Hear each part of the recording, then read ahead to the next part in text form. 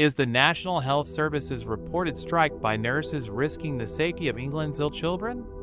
That's the question faced by Great Ormond Street Hospital in London, who've been granted exemptions from the strike action due to their concern of the ability to provide safe levels of staffing for the children in their care. The strike is being staged by the Royal College of Nursing and is set for a 28-hour stoppage from Sunday.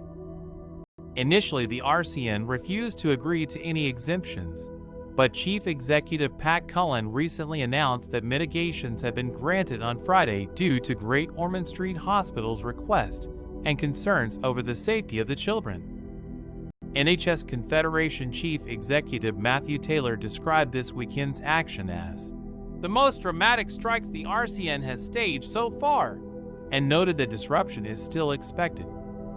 Great Ormond Street's Chief Executive Matt Shaw said, "We respect the right of our staff to take part in lawful industrial action, but after exhausting all options, at the moment, we have serious concerns over how we will safely staff our hospital during the strike."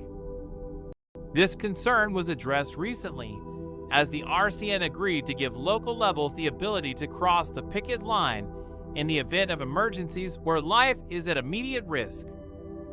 Ellen's story is a reminder of how crucial the work carried out by nurses really is. Ellen, a 13-year-old patient with a rare form of cancer, recently had surgery at Great Ormond Street, and her nurse Maria stayed with her every step of the way. Having a nurse like Maria was a real comfort, but also a type of connection to the outside world I often felt distance from while on the ward.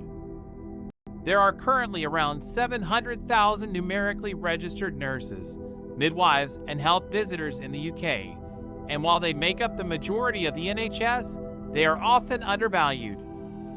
Nurses have had a 1% cap on their pay rises since 2012, as well as increasing workloads. This is one of the main issues being highlighted by the current strike. The RCN's plan to strike until 8 p.m. on Tuesday was thwarted when the government secured a high court order on Thursday, which ruled that any refusal to work that day would be illegal. NHS England has urged the public to use the health service wisely during the stoppage and stressed that emergency and urgent care would remain the priority, with people asked to use other services such as pharmacies and 111 where possible.